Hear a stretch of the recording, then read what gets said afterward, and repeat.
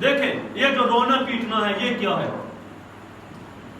آپ کو مزہ آئے گا انشاءاللہ، آپ مجھے دعائیں دیں گے انشاءاللہ، دعاؤں میں مجھے یاد رکھوں گے، آپ ہمارے بھائی ہیں، اور یاد رکھیں میرے شیعہ سنی بہن بھائیوں اور میرے سامعین و ناظرین، یہ سید قمر بہاری نقوی آپ سب کا خادم ہے، آپ کا بھائی ہے، آپ کا عزیز ہے، کسی ذاتی مفاد کے لیے نہیں، میں یہاں پہ روز پڑھ رہا ہوں، اگر میں پاکستان میں جاؤں مجھے پتا ہے کہ میں 15-20 لاکھ روپے لے کے آؤں گا،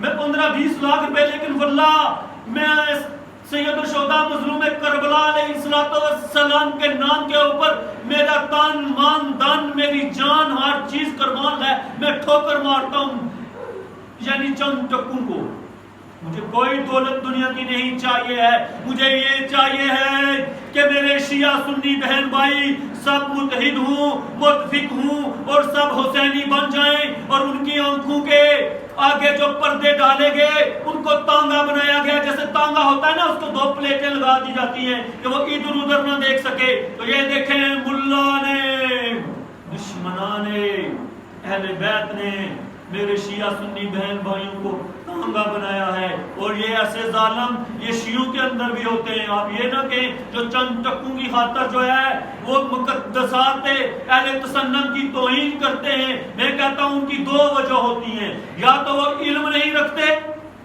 تو یا وہ لالچ میں آ کر وہ جو ہے دوسروں کے مقدسات کی توہین کرتے ہیں۔ فقہ آل محمد میں کوئی گنجائش ہی نہیں ہے کہ کوئی مسلمان مومن دوسرے مسلمان کی دل آزاری کرے۔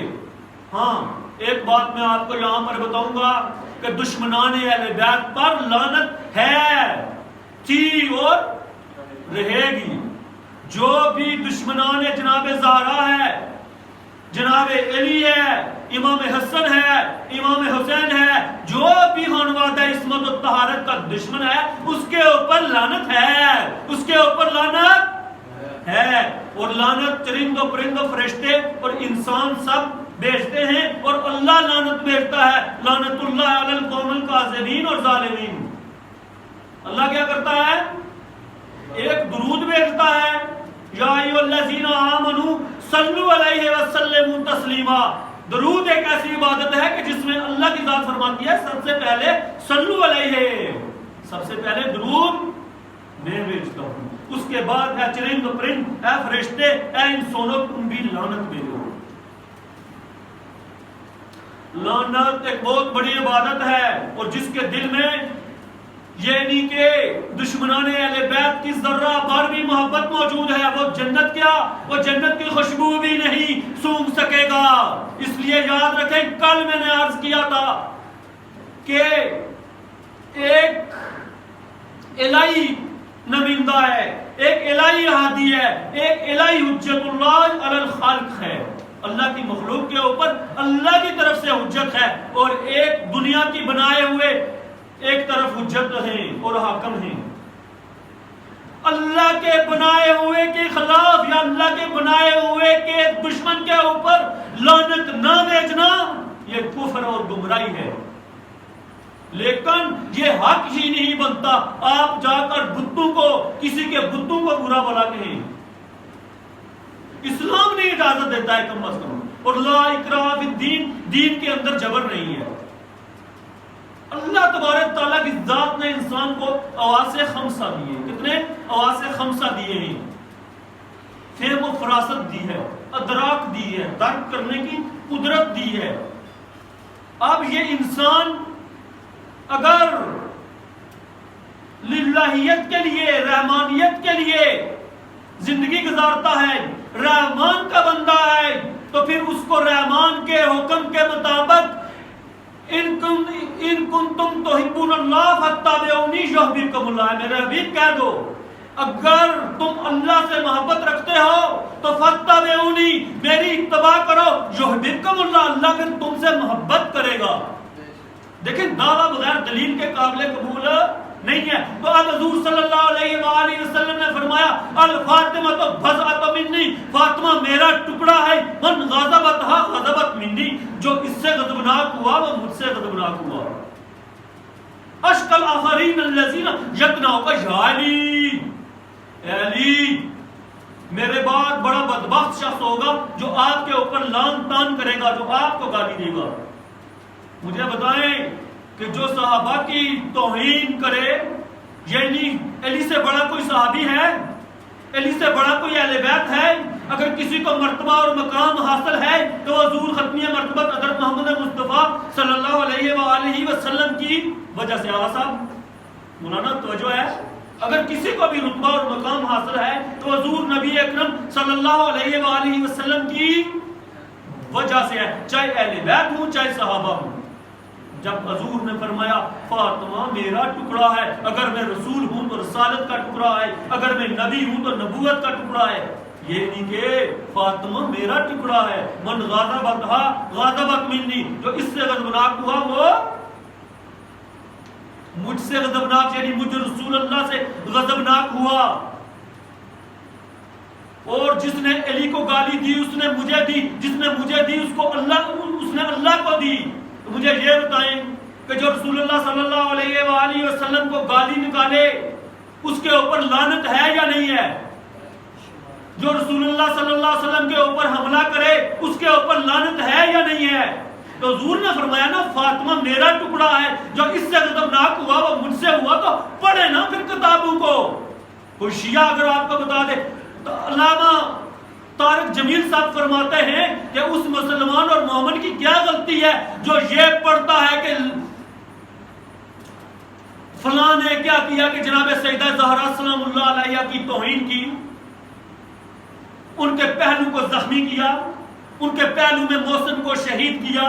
تو اب جب اس نے پڑھا تو اس نے لعنت تو بھیجنی ہے نا۔ اس لیے لعنت جو ہے یہ بہت بڑی عبادت ہے، اور یہ جنت میں جانے کا ٹکٹ ہے کہ جو حضور کو اذیت پہنچائے اللہ تبارک تعالیٰ کی ذات اس کے اوپر لعنت بھیجتی ہے، چرند پرند فرشتے اور انسان بھی لعنت بھیجتے ہیں۔ اس لیے ہمارا اس منبر سے کسی کی توہین کرنے کی نہ میں اجازت دیتا ہوں، نہ ہی کوئی جو ہے نا، جو اگر شیعہ ہے علی ولی اللہ پڑھتا ہے تو کسی کے مقدسات کی توہین نہیں کرتا، لیکن جو بھی آل محمد علیہ السلام کا دشمن ہے اس کے اوپر لعنت جو ہے وہ شیعہ ہو یا سنی ہو، چاہے وہ اہل حدیث ہو چاہے وہ وہابی ہو، سب لعنت بھیجتے ہیں۔ کیوں کہ ہر حسینی جو ہے اللہ اور اس کے رسول کا مطیع اور تابعدار ہے، وہ اطاعت گزار ہے۔ آج میں نے آپ کے لیے جو سرنامہ کلام میں آیا مجیدہ تلاوت کرنے کا شرف حاصل کیا ہے وہ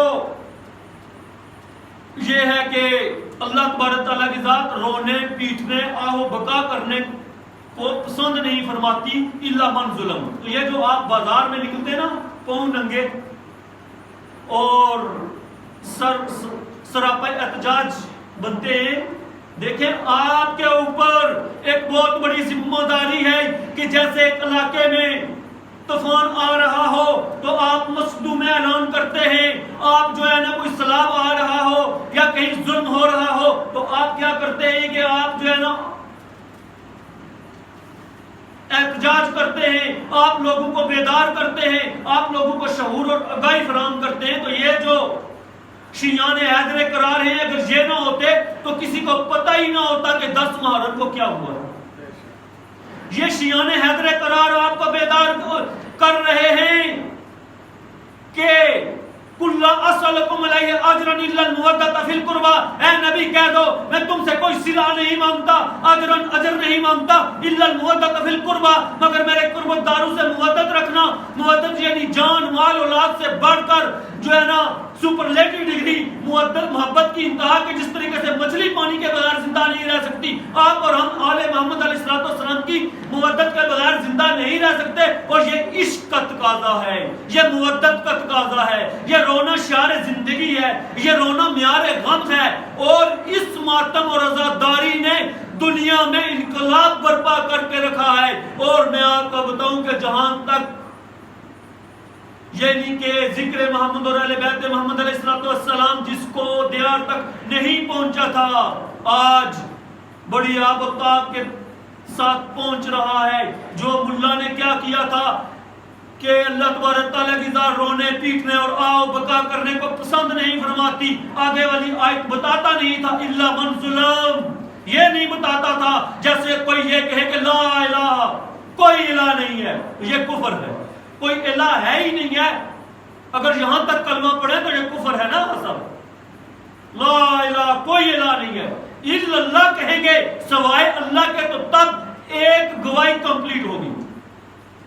جی ہاں صاحب، مولانا صاحب میری تعریف فرمائیں گے آپ. اب جیسے آدھا کلمہ یعنی کہ ایک کلمہ جو کمپلیٹ نہیں ہے، آدھا پڑھنے سے کسی کو سمجھ نہیں آتی لا الہ، کوئی الہ ہے ہی نہیں ہے الا اللہ، سوائے اللہ کے، ایک گواہی ہوگی. اطیعوا اللہ واطیعوا الرسول واولی الامر منکم. میں آپ کو اس سے پہلے والی تقریر میں بتا چکا ہوں کہ اللہ کی اطاعت کرو، اس کے بعد اس کے رسول کی اطاعت کرو. واولی الامر منکم، جو تم میں سے صاحب امر ہے. اس کے بعد انما ولیکم اللہ، سب سے پہلا میں ولی میں اللہ ہوں. ورسولہ، اس کے بعد میرا رسول ہے. اس کے بعد والذین آمنوا الذین یقیمون الصلاۃ ویؤتون الزکاۃ وهم فیہا راکعون. اور اس کے بعد وہ ولی ہے جس نے نماز قائم کی اور زکوٰۃ دی رکوع کی حالت میں. یہ بھی نہیں ملا بتاتا ہے. مجھے میرے ساتھ ایک آفس بیٹھے یہاں سے نا، میں نے مدرسے سے، یہ بہت بڑی سبق کی بات ہے، میری طرف سے یہ پیغام ہے. آپ سب لوگ جو سن رہے ہیں، آپ کا فرض بنتا ہے اس کو آگے پہنچانا جہاں جہاں تک میری آواز جا رہی ہے. بچہ بڑا معصوم سا، بڑا پیارا سا سنی ہمارے بھائی. تو میں نے بچے سے پوچھا کتنے پارے اس کی ہیں، تو کہتا ہے 30. کتنا پیارا بچہ تھا ماشاءاللہ. میں نے کہا آپ کو پتہ ہے تنفاق کتنے ہیں؟ کہتا ہے 4 5. میں نے کہا بھائی ایک بات بتاؤ، 4 یا 5؟ یہ تو 9 ہو گئے ٹوٹل. مجھے یہ بتاؤ 5 تنفاق کتنے ہیں؟ تو اسے کوئی پتہ نہیں تھا. پورا قرآن حفظ کرا دیا، یہ نہیں بتایا. یہ جتنی بھی آیات ہیں، احادیث ہیں، نہیں بتاتے کہ اہل بیت کی شان میں کون کون سی ہیں.